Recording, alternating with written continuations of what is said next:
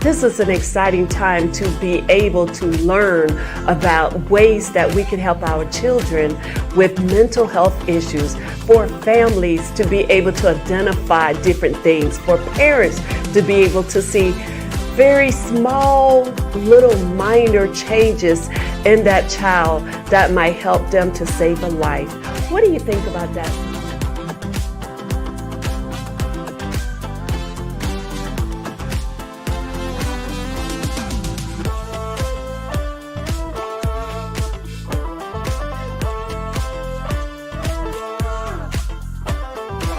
This is an exciting time to be able to learn about ways that we can help our children with mental health issues, for families to be able to identify different things, for parents to be able to see very small, little minor changes in that child that might help them to save a life.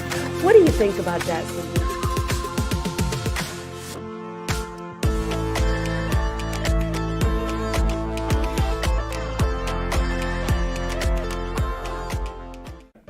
This is an exciting time to be able to learn about ways that we can help our children with mental health issues, for families to be able to identify different things, for parents to be able to see very small, little minor changes in that child that might help them to save a life. What do you think about that, Selena? Absolutely. Suicide in youth of color is an important public health issue. And there's a quote that says, "It isn't weak to ask for help, it's like using a flashlight in the dark." And I think that's what we'd like to accomplish with our webinar today, is really to help our youth and caregivers to ask for help, to know where to go for help. Yes. Community resources that exist out there for our young people so that they can be healthy, whole, and well. Thank you. Thank you. Amazing.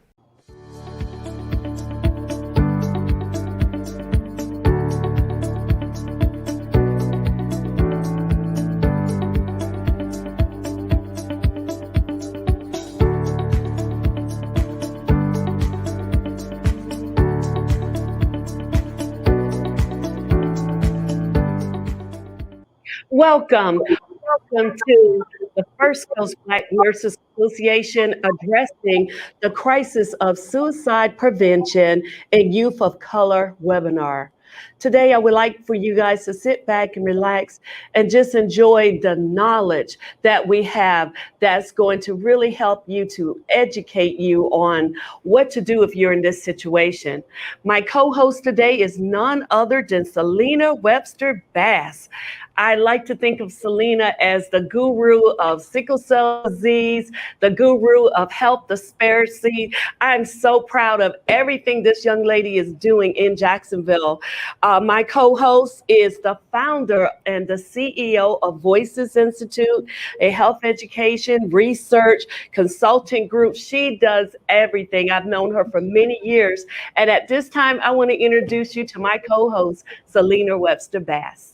Well, thank you so much, Dr. Neal. It is a pleasure to partner with the First Coast Black Nurses Association, with Voices Institute, and of course, the Partnership for Child Health, in bringing awareness to such an important public health issue, and that is suicide in youth of color. You know, there's a quote that says, "The epic story of tomorrow can't be written if it ends today." And so we want our children, we want our youth to be able to write their stories, to continue to write their stories, to continue to live and to continue to thrive. And so we have a wonderful panel of experts, of community advocates, of clinicians, of individuals with lived experience to talk about this important issue of suicide in youth of color. Just recently, there was a report in the New York Times, and this report highlighted that there were over 1,800 Black children that died by suicide between 2003 and 2017. And most of those deaths were boys between the ages of 15 and 17 years of age.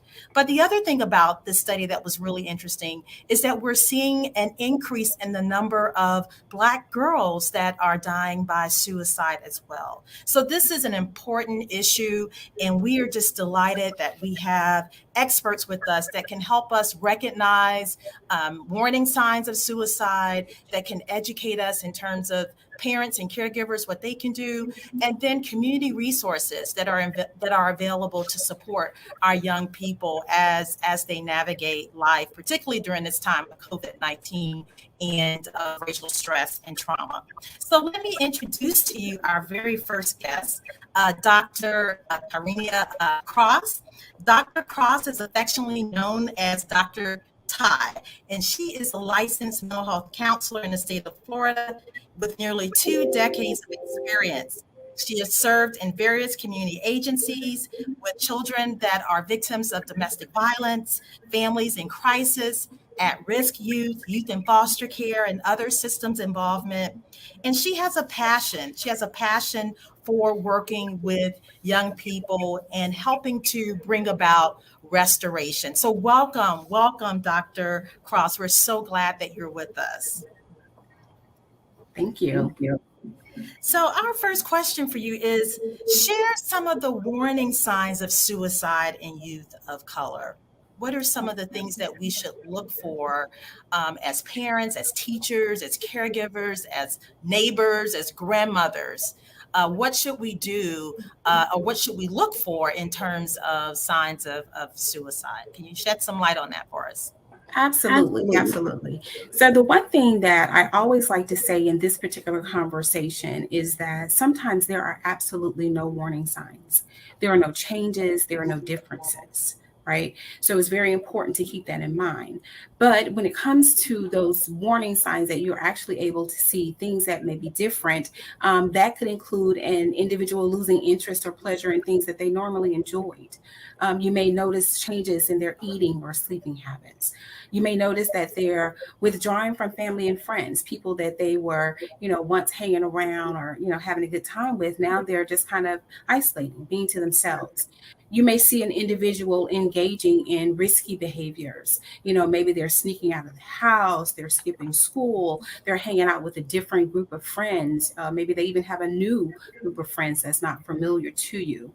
You may also find that you have a young person that may be talking or writing about committing suicide or just simply giving up. Sometimes they just say that they just want to give up. Now, those writings can be on school devices, it could be on social media.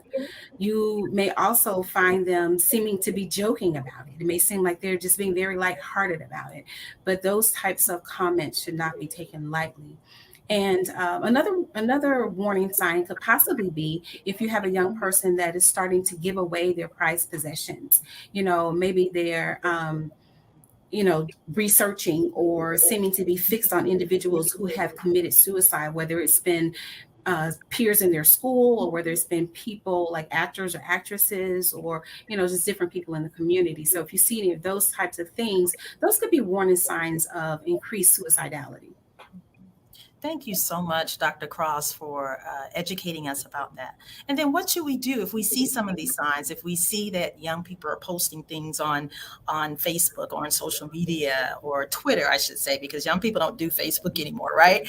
What are the next steps in terms of what, a parent, a caregiver, or an individual that may be working with a youth, what should they do next in terms of getting them some help? Well, I think one of the biggest things to do for a parent or caregiver is to definitely offer support to your young person. If you see that a young person is, engaging in some of those warning signs or having some of those behaviors, it's very important to offer support. Now, primary to offering support is the need to become educated. Become educated about any of those children that may have some mental health issues that you're aware of. Knowing what those symptoms are, knowing what could be triggers, what could exacerbate those symptoms, and then helping those individuals to, get involved in some type of treatment. So being able to Not only create a dialogue in your home, but then also bringing in providers and resources to help them to have another platform where they can express themselves and express what they feel. Oftentimes, I tell families and caregivers and parents that, to hear that a child wants to give up on life, does not want to be in the world, wants to go to sleep and never wake up, that's difficult. And to try and take that on as a parent would be very challenging for the average parent. So it's very important to bring in those resources, such as mental health providers that can assist your child, and just kind of having that platform to communicate and verbalize what it is that's causing them to feel such a heaviness or such a darkness in their lives. Thank you so much, Dr. Cross. It makes me think of this quote that children need our presence more than our presence, PRESENTS. And particularly during this time of COVID-19, where we're socially isolated, there are interruptions in terms of school, virtual school, and, in-person school. Our young people are undergoing lots of adjustments, lots of adaptations, and, dealing with a whole lot. So we appreciate you sharing those tips with us in terms of how to better support our children. Can you also talk about risk and protective factors in terms of suicide? And when we say risk factors, of course, we're talking about, those things that will increase the likelihood of dying by suicide, and those protective factors that, really will support our children so that they are not at risk for suicide. What are some of those risk factors and protective factors? Absolutely, absolutely. The first thing, when it comes to risk factors, I think it's really important to understand that those factors are not static. They can change over time. They can evolve. So some of those risk factors are, being less likely to receive mental health treatment due to negative perceptions of what mental health services are, or what providers can do, right? A reluctance to acknowledge symptoms of psychiatric and mental health disorder, such as depression or anxiety. That puts a person at a greater risk. When an individual identifies as being a part of the LGBTQ plus or the SGL community, that puts them at a greater risk. When there have been previous suicide attempts, that keeps that individual at a risk. Sometimes parents think once a child has attempted suicide and they've gone through treatment, that they're better. But I always like to emphasize they're at a higher risk of suicidality because they have attempted before. In addition to that, any type of impaired family functioning is a risk factor for suicidality. Any level of trauma that has been experienced by a child is also a great risk. And then when a child has had exposure to suicide, whether that is including a family member, whether that is that peer in school, whether it's a peer in the community, whether it's even someone they don't know, like a celebrity, that increases the risk of suicidality. And then, of course, anytime that there are lethal weapons or lethal means in the home, that also increases suicidality. Yes. And then protective factors? So, as far as the protective factors, there are several. And when I specifically think of the African American community, the one thing that really stands out to me is that strong familial support, strong relationships, right? In addition to that, being connected in a religious or spiritual setting, being engaged in religious and spiritual practices, any type of community and social support. So, being a part of groups and clubs, having personal factors such as positive self-esteem, emotional well-being, having strong academic performance, being a part of or having family housing, stable housing, being a part of a family that has stable income and employment. All of those factors are indeed protective factors because they promote a sense of connectedness and mattering. So, in other words, a person feels that they are being acknowledged by others. They feel that they have a sense that others are concerned about their well-being. So when you have a person who feels support, I mean, a great level of support and acceptance, those are strong protective factors for reducing suicidality. If you could know what's on his mind, if your heart could feel the way her heart feels. But kids don't wear their thoughts on their sleeves. So it's time to give them a voice. Our mission at On Our Sleeves? To provide every child in America with free mental health resources. Developed by trusted pediatric behavioral health experts.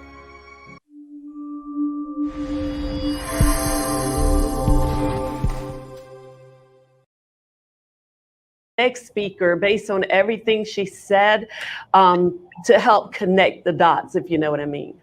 Yes, absolutely. So thank you, Dr. Cross, for shedding light on those protective factors, risk factors, and signs of suicide. This is important information for our community to have. And so we want to move on to our next speaker, Ms. Cheryl Crawford Dees. Welcome, welcome. We are so excited that you are here. You are the founder and president of the Darnell Dees Jr. Marvelous Light Foundation.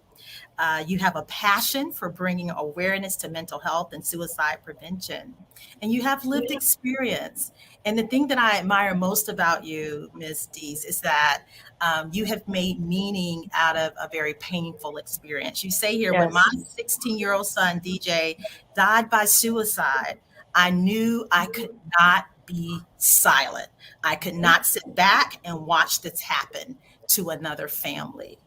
That requires great resilience. And so, again, we are so excited to have you. So tell us about your personal journey and about Darnell Jr., about DJ. Yes, absolutely. Thank you all so much for having me on this afternoon. My son, Darnell Demetrius Dees Jr., we called him DJ, died by suicide 3 years ago on June 14th, 2018. DJ was 16 years old. He was currently a sophomore at Fleming Island High School and getting ready to transition into the Bowl School. He was a 4.0 student. And to Dr. Ty's point, we had no signs, no symptoms, anything. DJ was a perfectionist. There was nothing that he wouldn't do for his friends, family, neighbors, people in the community. So we were completely shocked. DJ did transition and pass away. And once he did, we knew as a family that we could not be silent. We couldn't just sweep it under the rug as many African-American families do. We knew that we had to have a voice and let people know, hey, if this was happening to our average family, you know, we're a military family, we've traveled all over the world, lived all over the world, all over the country. We knew that we could not just not speak upon it. So we created his nonprofit, DJ Dees Marvelous Light Foundation. And what we do is we educate communities, faith-based organizations. We partner with Duval County School District and their PTA, Greek organizations, and we tell his story. We let individuals know that it's okay to not be okay. We speak to parents, giving them warning signs and signals.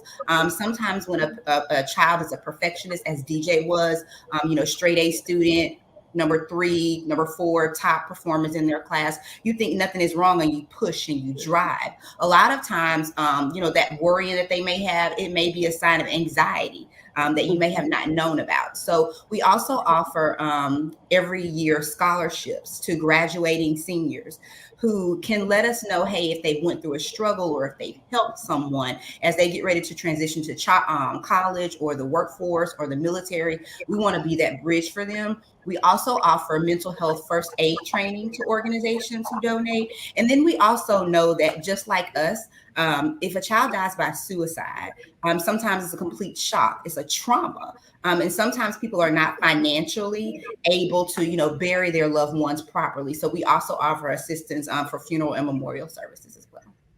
Well, kudos to you and all that you're doing in the community. I remember earlier this year participating in your red balloon release in honor of DJ, and balloons were going up all over the world. Tell us about that, how you're bringing awareness, not only here locally, statewide, United States, but all over the world, because you're a military family, so you have connections, throughout internationally. So tell us about that. It's such a special moment.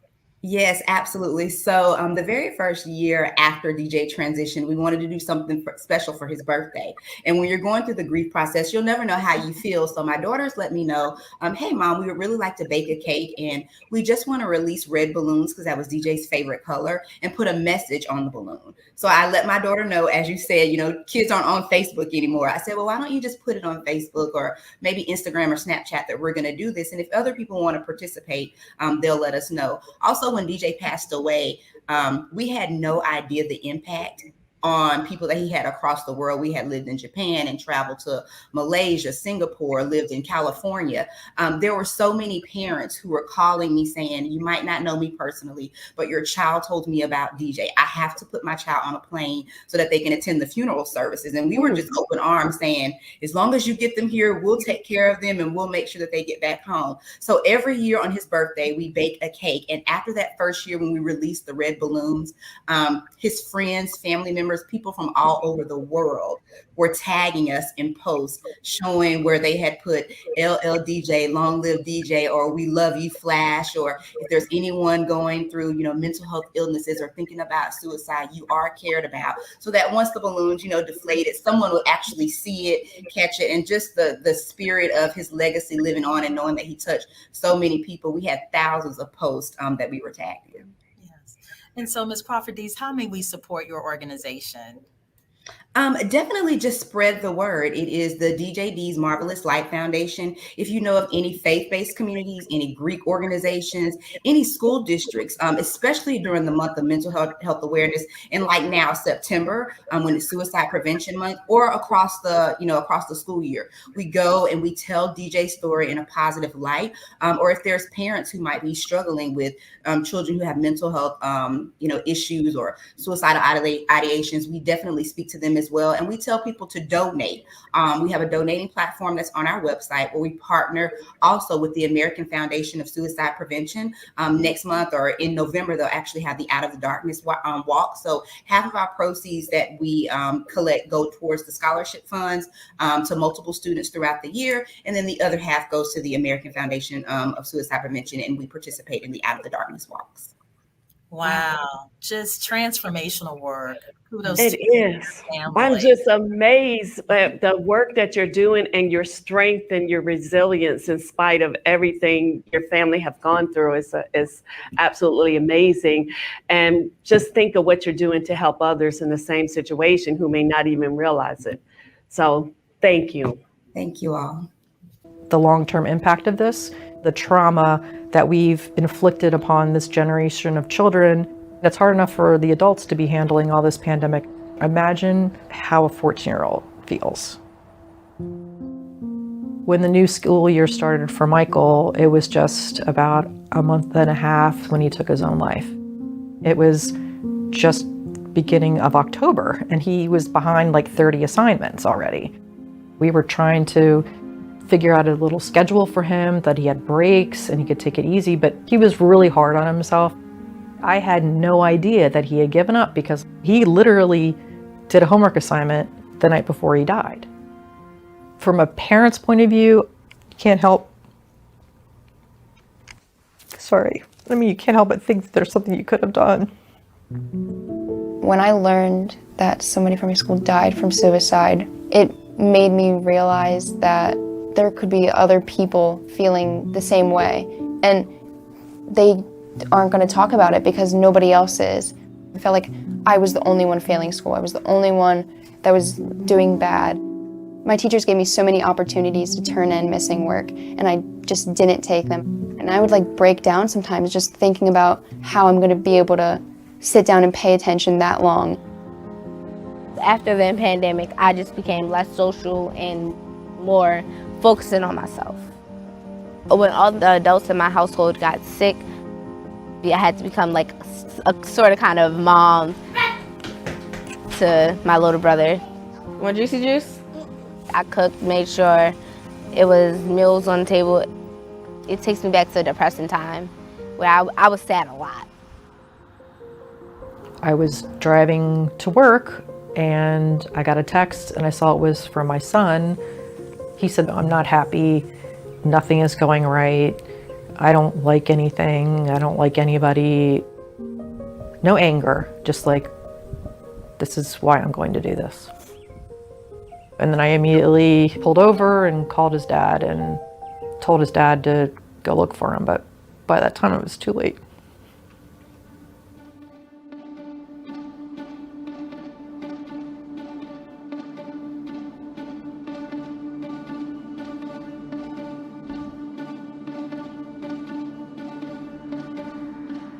We had a crisis in mental health before the pandemic. So now what do you call it, a super crisis? 4.5 million children are grieving the loss of somebody close to them. There's loss of normal social relationships, of being in school, of routine. The stamp of loss and grief can last for a long time, and for many kids, because they did not have access to mental health services, because we were in the middle of this pandemic, it's very unprocessed grief also. During the middle of the pandemic, I stopped therapy because my therapist had moved away and I didn't want to do therapy remotely anymore. So that was kind of hard for me to get that emotional support that I felt I needed. And then sometimes at like 3 o'clock in the morning, I just cried and screamed, even broke glass plates to try to release my anger because I didn't want to take it out on anyone else. The things that have helped me since the pandemic to cope with my anxiety and just get through it is being around other people. What would you like? And as soon as I started working, just being around my coworkers and knowing that I have to open up when I'm at work, like I have to talk to people, is helping a lot. Thank you. Because I can do that outside of work now.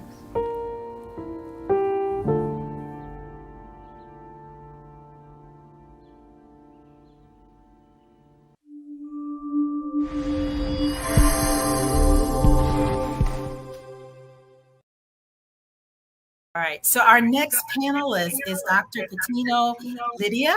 She is a researcher, advocate, and thought leader working towards juvenile justice system reform, and she's been doing this work for a long time, for 20 years. She is the Vice President of Research and Planning at the Dolores Barr-Weaver Policy Center, and she oversees research initiatives to inform better policies, programs, and services directly linked to girls' experiences. And I just love their tagline, see the girl, right? And so it's so important that we value our young girls and that we let them know that they're visible and that they have worth and they have value. And you also just recently released a report entitled Sounding the Alarm, the Criminalization of Black Girls in Florida. So we're excited to have you, and we're looking forward to hearing the work of the Dolores Barr-Weaver Policy Center. So can you start off by describing some of your programming that supports girls that have experienced trauma, that are living with mental health challenges, and or exploited through sex trafficking? I know a lot of your work is centered around young girls that may be involved with trafficking. Yes, absolutely. And thank you so much for having me on the show. So at the Policy Center, we have created intervention program models directly to respond to the gaps that we were seeing in the community and to the experiences and voices and recommendations of girls, young women, and those that identify as female. Our programming continues to evolve and change as we learn more and wanting to be responsive and reflective of what is happening in the community, particularly now, even with COVID. We are all across the gamut. We serve girls and young women ages 5 through 25. We are in elementary schools and middle schools, really piggyback on what Dr. Cross said, that importance of having a safe space, a safe adult, safe person to talk to, particularly for the girls who are struggling in school and who might be on the verge of being suspended. We are in the community, particularly with girls who've been impacted by the justice system. So we're in court, in detention. We work with girls on probation, girls who've been sent to lockup, residential, incarcerated facilities, and even girls and young women who are coming back home into the community. And for victims of sex trafficking, we also provide services. One of the first responders is a survivor mentor that they are paired with, someone with lived experiences that can help connect them and be with them where they are at and walk alongside whatever services and what they're ready for. We have a team of clinicians, of care managers, of regional advocates that are working in all of these spaces. And really, the work is centered on assessing needs, but through her story, right? So what is it? How does she see the world? What has she experienced? And then working with her to develop a plan and develop goals together. That may change over time. And overall, just crisis management, access to medical care, housing, transportation, access to groups.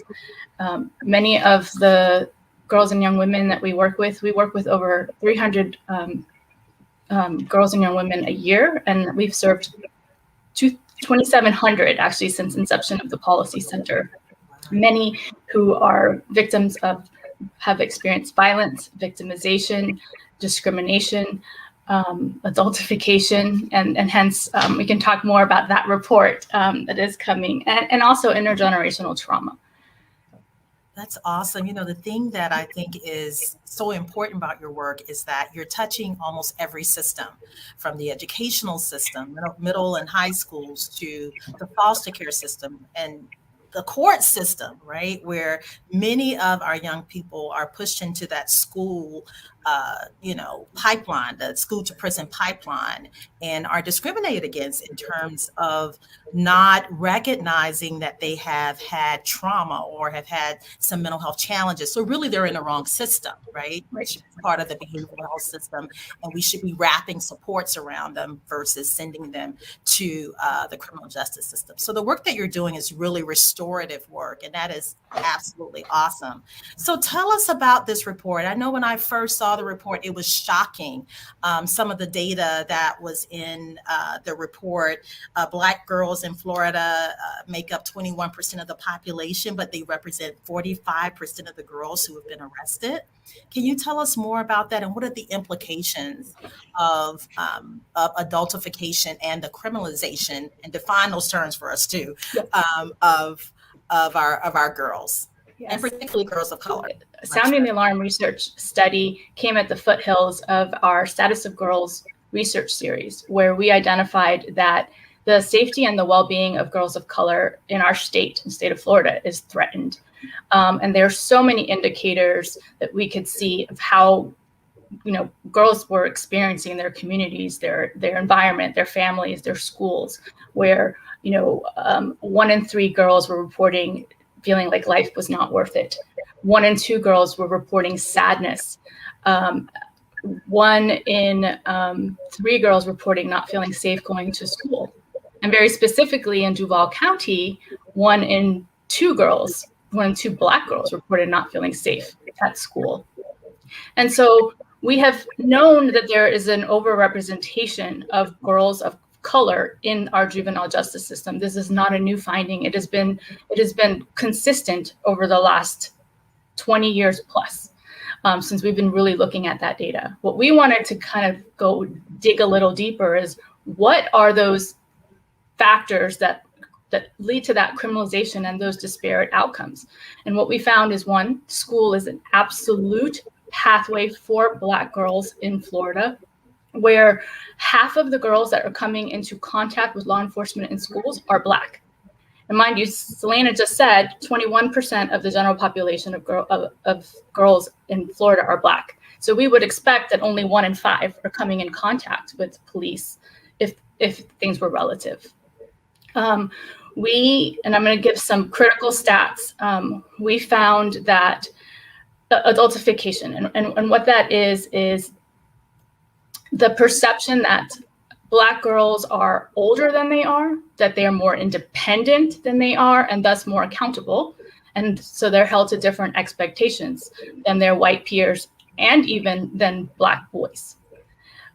We found evidence of this in Florida. We saw that police arrested over 500 girls under the age of 12 in 2019-20. And of those that were arrested, 55% were Black girls. And of the youngest of that group, the girls that were under the age of 10, 83% were Black girls. Just showing the path of how younger the girls, how Black girls are the youngest that are entering the justice system. In 2019, that same year, the youngest girl that was arrested was a 6-year-old Black girl. You may remember Kaya Roll made national headline news, being arrested outside of Orlando in a school. And another important finding that we found is, of the girls that ended up incarcerated, 43% of the Black girls experienced their first arrest before the age of 12. So we start to see that path and how important those early years are, and really raising the questions of what is happening in our response to Black girls, particularly the youngest of Black girls. Implications, so many different implications. At the Policy Center, we obviously call for policy changes and recommendations from school district level to banning the suspension of pre-kindergartner to third grade girls. At the state level, we are pushing to set an age limit. Florida currently does not have an age limit for what the age a child can be arrested. We're pushing for that age to be 12. So no child under the age of 12 can be arrested in the state of Florida. And supporting just alternatives to arrest and incarceration, bringing forth the best practice models into our communities, into our schools, looking at dress code policies, looking at having more counselors in schools, having different protocols between our schools and our law enforcement that have been done in other jurisdictions and that are working well and are having really positive outcomes. Thank you so much, Dr. Patino Lydia. That's just very shocking statistics, but you've also offered some solutions in terms of policy changes and ways that we can better support girls. So can you just quickly talk about some of the trainings that you're offering for professionals in terms of girl-centered practice? Can you tell us more about your model and what that looks like? Yes, so the Policy Center offers the Girl Center Practice Training Institute. It's actually going on right now this week. It is for professionals who interact with girls, from educators to child welfare to judges, attorneys to community leaders, service providers. And it's really a deep dive on looking at the research and the importance of including girls in our work, and making sure that we are responsive to girls and the intersectionality of the lived experiences that girls bring and how we respond and what girls need, and to really emphasize safety, dignity, and growth. Every year, we didn't do it last year because of COVID, but we do have our annual See the Girls Summit, where we bring national speakers and have different presentations to raise the visibility of research and best practices and our lessons learned with working with girls to keep the community engaged, different topics like sex trafficking or the things that we really need to be learning about, raising awareness about. And this coming year, we will also be having a See the Girl Monologues, which is going to be a platform to bring the community together to listen to the lived experiences of girls and young women and those that identify as female, sharing those lived experiences and also sharing what their recommendations for change are, what they want the community to be doing differently to support our needs, to see them, to know that they matter. And we have lots of different opportunities to engage and learn and get information. Certainly our website also has tons of research publications and data. And so. Yeah. Well, it's exciting that you include the girls' voice, that you include youth voice as part of your research, as part of your program development. A lot of times we're the experts trying to figure it out without actually including those that are affected. So that's awesome that girls are such an integral part to the work that you all do. And, it's also awesome that the First Coast Black Nurses Association, that they are so holistic in the way that they address disparities in the community. Not only are they concerned about physical health, but Dr. Neal, you all are concerned about mental health and suicide and the whole person, the whole youth, the whole child, the whole family. So I'm going to turn it over to you so you can introduce our next panelist. Thank you. I think we're making a very good segue into our next panelist, and that would be Chief Lakeisha Burton. I'm very proud of Ms. Burton that we have someone like her with the Jacksonville Sheriff's Office. Considering everything that you're telling me about what's happening with our girls and our young men and mental health, well, if they get arrested, we want to have a Lakeisha Burton right there because we know she's going to do right by them. She's going to take care of them because she has a story to tell. So let me tell you about this extraordinary leader. She's the Assistant Chief Lakeisha Burton. She's a 20-year veteran of the Jacksonville Sheriff's Office. She's the first female executive director of the Police Athletic League of Jacksonville. She has came full circle. She was a part part of the Police Athletic League at the age of 15. Also, she went to the University of Central Florida on a basketball scholarship, and that really helped her a lot. She also graduated later with a master's degree in criminology from Florida Metropolitan University. She is beyond abashed. She has showed resilience, determinations, because she believes in empowering girls and women as far as having hope for the future. She's created her 501c, and I will have her tell us about it. Also, Ms. Burton is committed to the community, is demonstrated by her board membership, her volunteer service with various organizations. She's all about helping the youth of the community. She's with the Crime Reduction Committee. She's also a part of the Dolores Barr Weber Policy Institute. And she is a native of Jacksonville, Florida, a lifetime member of Hopewell Church. She's married to the Assistant Chief, Gregory Burton, with whom she shares beautiful blended family, 5 children and 5 grandchildren. So without further ado, Chief Lakeisha Burton, please tell us about your obstacles and what helped you to become the person that you are today. Wow, thank you. Thank you for that introduction.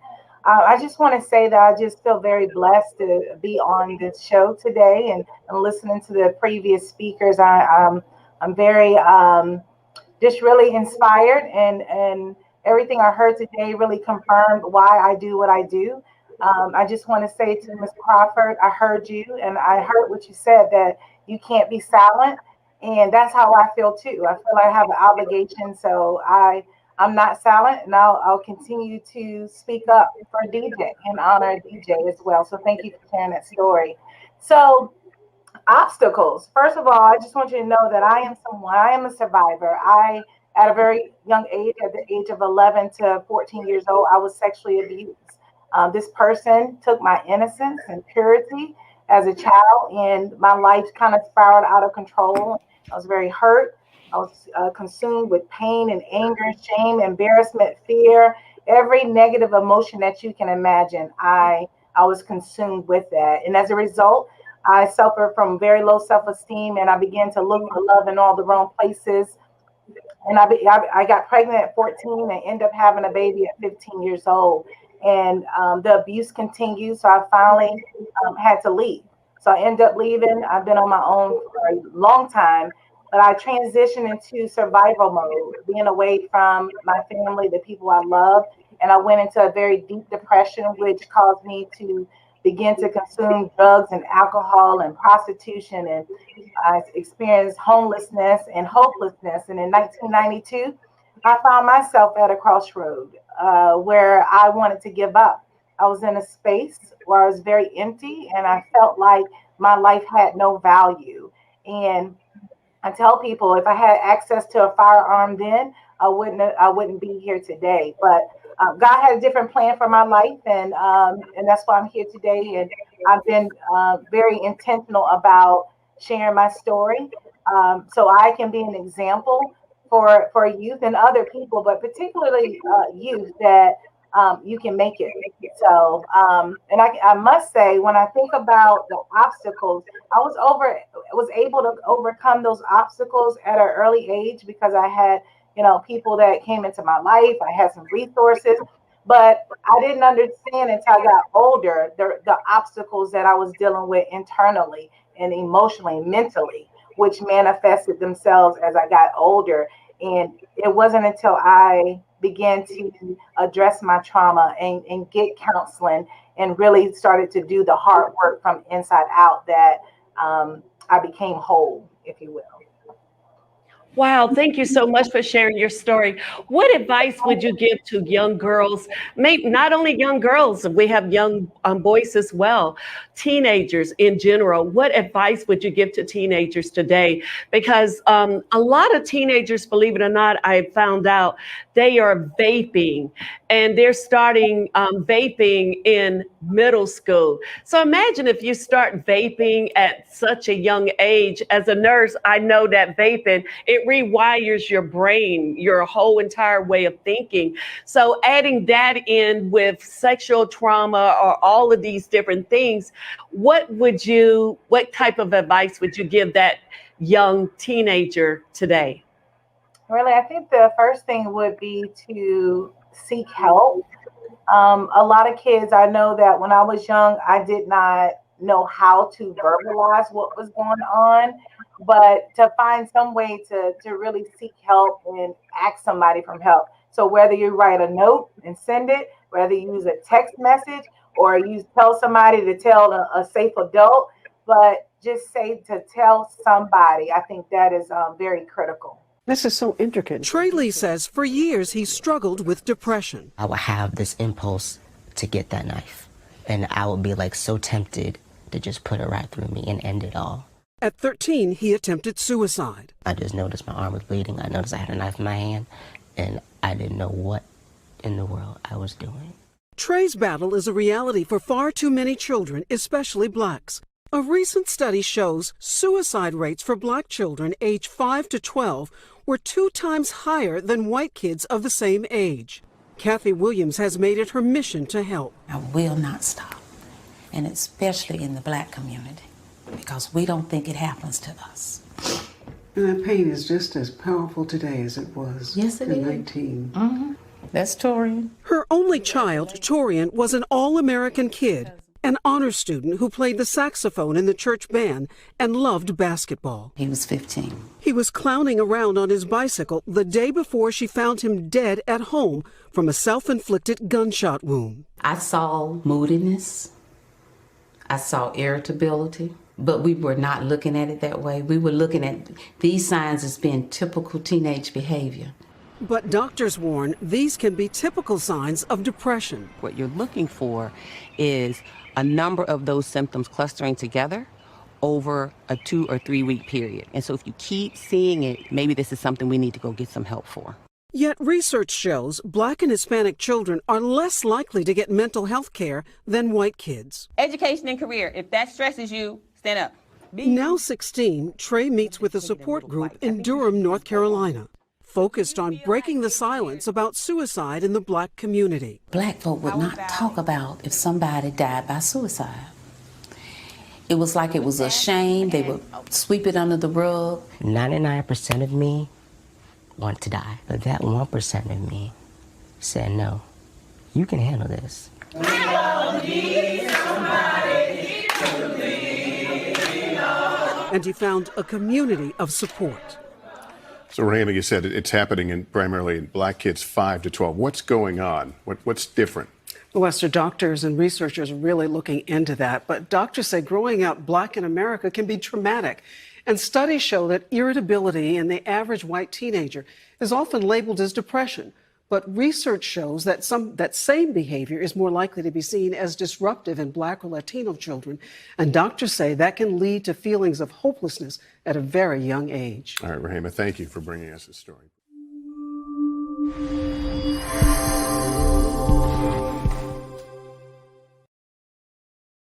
When you agree, Selena would have to know when that person think you are the safe person so that you would know what the signs are. And I think Ms. Dees, like she said, she couldn't see the signs. Her son was a 4.0. So as adults, what are we supposed to do to recognize those signs?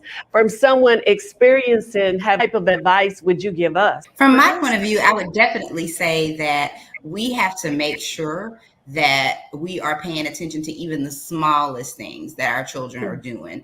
EJ in the right direction. He wanted to go to the University of Alabama.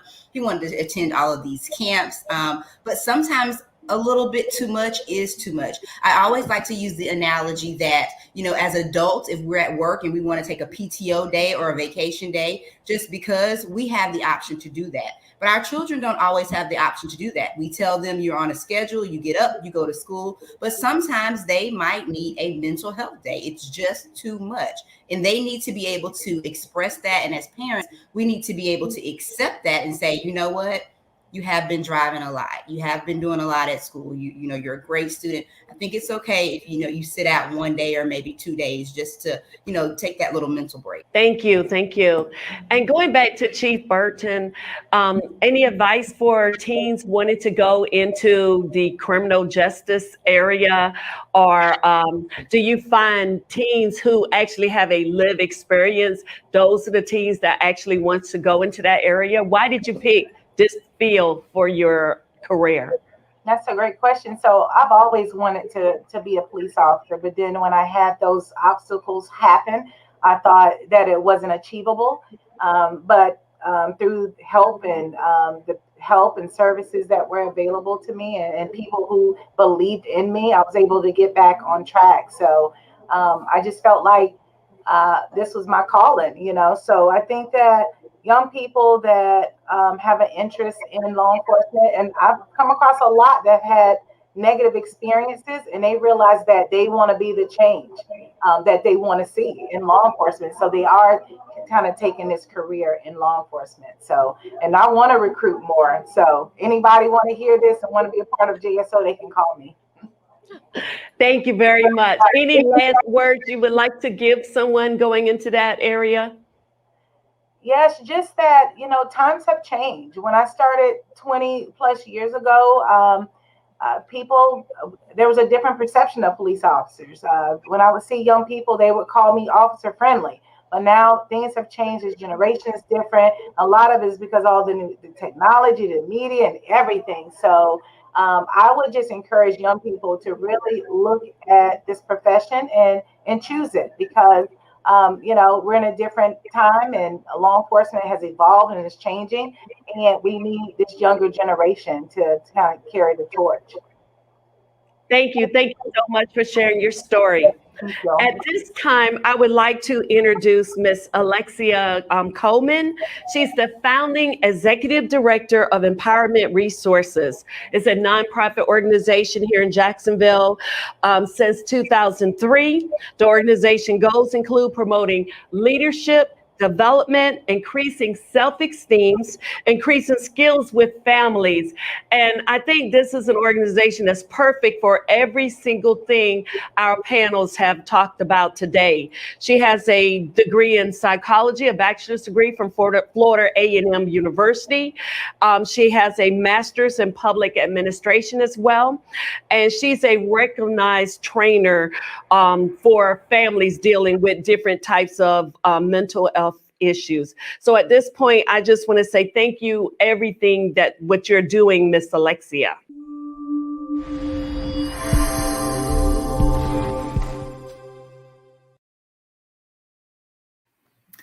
Hello, my name is Alexia Coleman Moss. I'm the executive director and founder of Empowerment Resources. We are a Jacksonville, Florida-based nonprofit organization.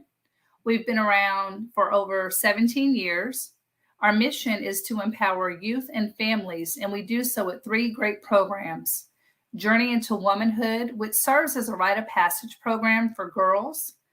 Life skill workshops, where we offer male and female teens life skills that they may not get in the traditional school day. And we also offer parenting education to give parents some parenting tools to put in their parenting toolbox.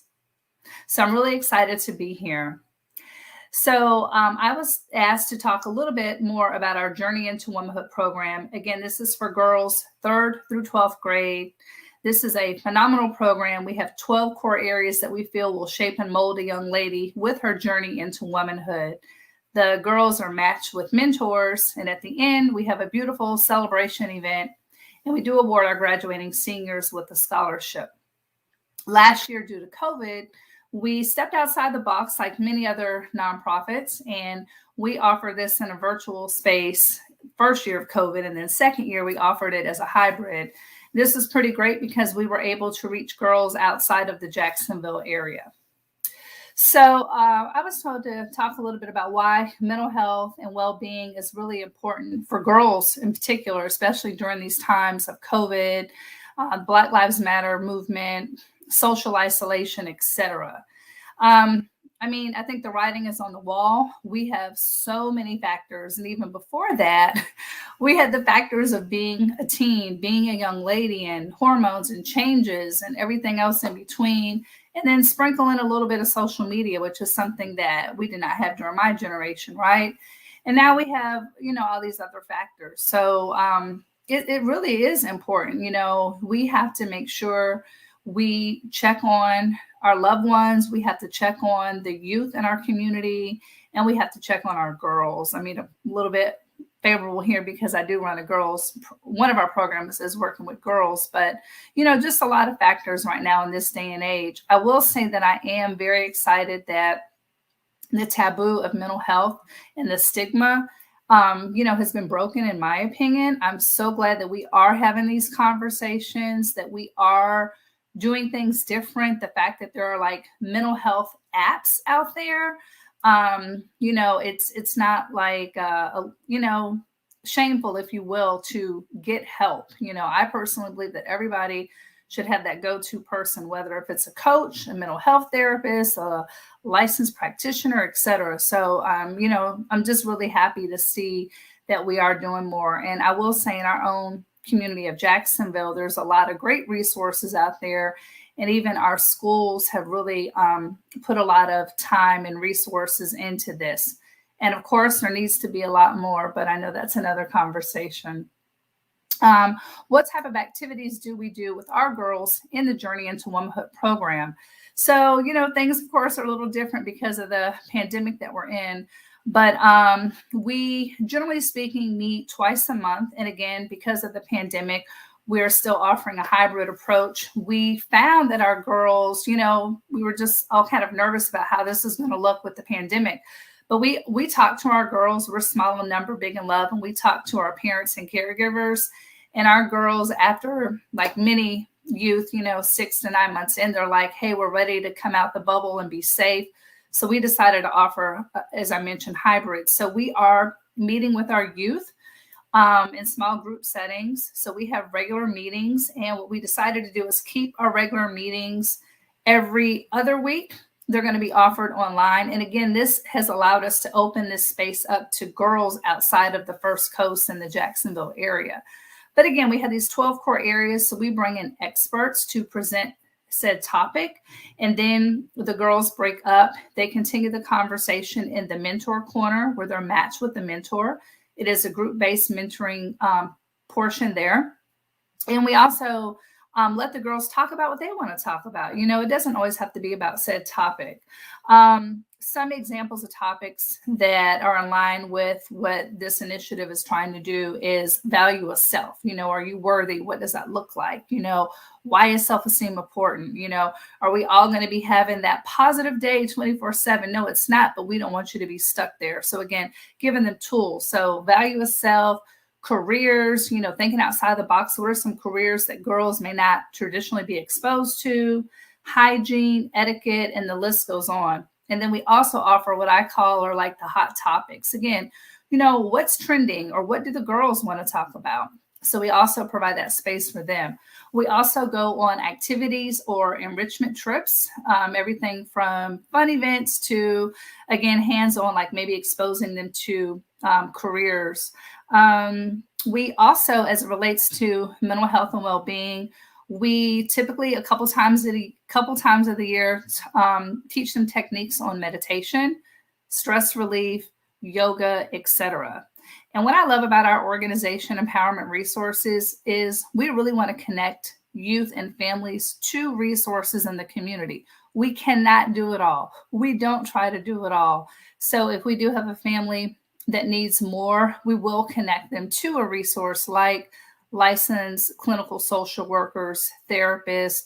Our schools here offer so many great resources, and at times it can be overwhelming just kind of knowing what's in your own backyard. So we have people in our organization that know, we have go-tos. So again, we love connecting them with resources. And the other thing we do is we connect them with mentors. So these are females that are trained and they have wonderful lives and careers, and they talk to the girls about the good, the bad, the ugly, if you will. So, who are some of our community partners? We have a lot of great community partners. Some that I want to name that we've been working with for a while are like Junior Achievement. They're a national organization, so we collaborate with them on a couple of topics. Girls Incorporated, and then Voices Institute, who is doing amazing work in our community. Partnership for Child Health. And again, so many resources and so many great community partners that we have. So again, I want to thank everybody for this opportunity. Please check us out, empowermentresourcesinc.org. I do want to mention briefly, Journey to Womanhood is getting ready to start. So check us out at our website and or social media. And we also have parenting education workshops that, again, are offered in a virtual space. So we can serve parents and caregivers from wherever.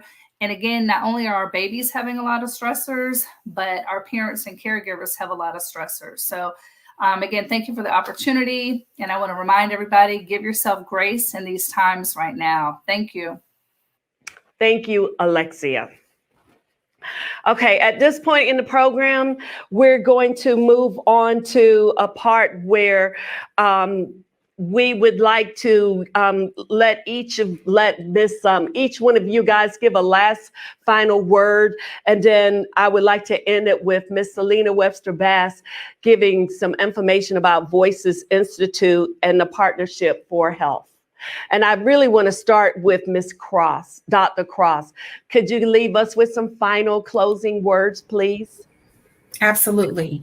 If there was anything that I would like to emphasize in this moment is the need for parents, guardians, and caregivers to understand that in our community, there has always been a stigma associated with mental health issues and seeking help.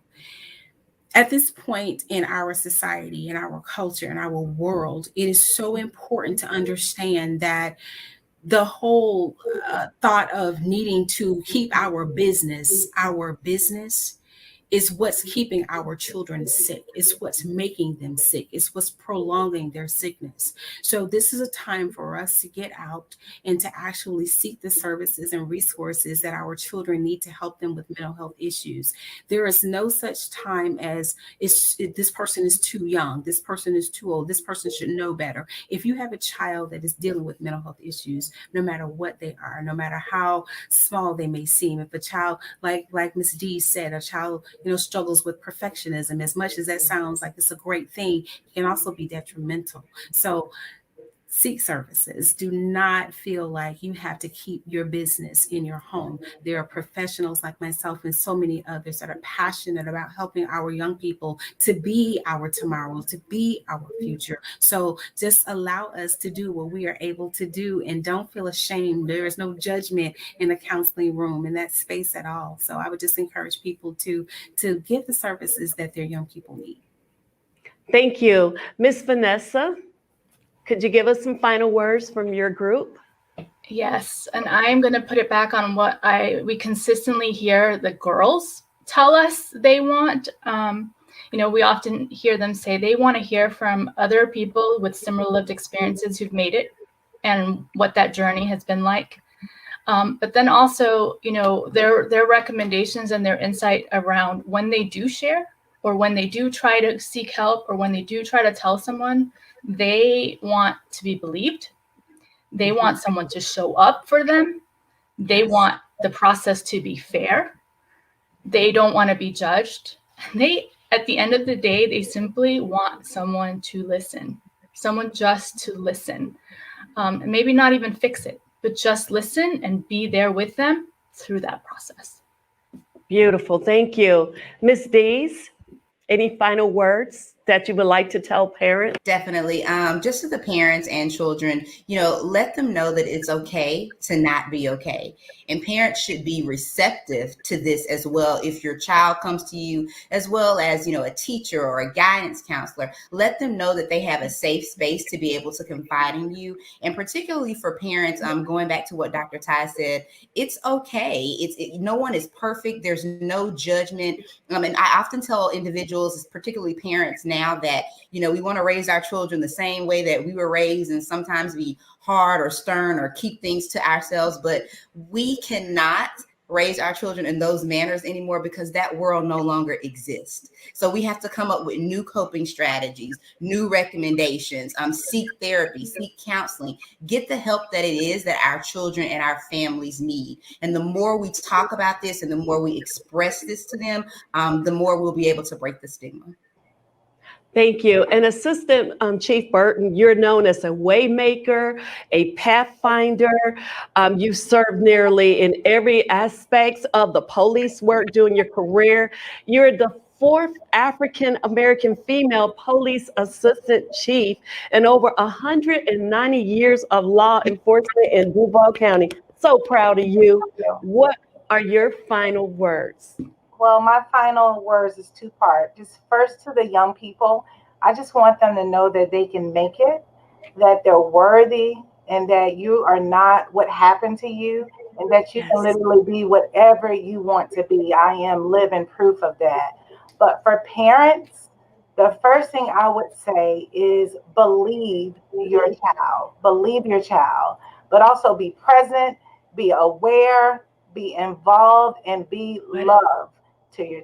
Dr. Neal, this has just been an amazing panel. I mean, this is like the village, right? We talk about creating resources for young people, for families, and I mean, we have every component here. We have the clinician, we have the community officer, we have a caregiver with lived experience, we have the researcher, as well as, you know, providing services and support. So this is the village, and this has been really inspiring today. And I have really enjoyed co-hosting with you, Dr. Neal. We want to thank our sponsors, the Voices Institute. That is my organization. I'm the founder and CEO of the Voices Institute. We are a training, research, and consulting group focused on advancing health equity and improving health and well-being in communities of color and in vulnerable populations. And we're called the Voices Institute because we are about amplifying the voices of the voiceless. We also want to thank the Partnership for Child Health, which is a nonprofit that develops programs for children to improve their health and well-being. And so they've been doing great work convening partners from all of our systems, from the educational system, the juvenile justice system, the foster care system, the healthcare system, so that we can be well and be whole. So it's been a pleasure. We want to increase awareness about suicide prevention in youth of color. And we're just delighted that we're this amazing. It was so inspiring. Yes, very informative. Now, if I was a parent right now, I feel like I'm armed with some information. I know exactly what to do. I have my resources. I know where to go. Every last one of the speakers, I just think, magnificent job. Absolutely. And, you know, I think the message that resonated throughout all of the speakers was that recovery is possible. Yes. And so recovery is possible through your village by, you know, surrounding ourselves with our families, our faith, our friends, you know, creating that village. And also the importance of seeking services. And we have a clinician from Baptist Health. Yes. So that's one place you can go for services. Yes. We have Dolores Parr Weaver Policy Center. Yes. You know, also care coordination and girls court and all of the various services they're providing. And then we had our nonprofits, you know, grassroots work, really raising awareness. And Alexia's organization, Empowering Resources, Journey into Womanhood, providing parenting skills as well as supporting young girls. I know, and I can't. Building their self-esteem and their self-worth. And that is so important. When you listen to what Ms. Dees talked about, I cannot wait to donate to her organization, giving scholarships to students. I think that is so amazing. And she gave some really good points. But the person that really got me was Chief Lakeisha Burton. Yes. That really was phenomenal because these students, they have a person. She made it. She went through all of that, and look at her now. Yes. They really can get a lot of inspiration from her. Yes. What do you think about that? Yeah, and she represents being an overcomer, right? Yes. So she experienced an average childhood experience. She experienced sexual abuse. Yes. But she was able to overcome it through all of the things that we talked about, supports, Mhm. services, and now she's living her dream of being one of the first African American women at our local, law enforcement office. So this has really been enlightening discussion. And, Yes. I'm excited that we're able to bring awareness to suicide in youth of color. There's that myth out there that suicide doesn't happen in the Black community, but Right. it does. And so it's important that we are, being aware of the signs and that we are doing everything that we can to check in on each other. Yes. And when we say, how are you, really mean that. How are you?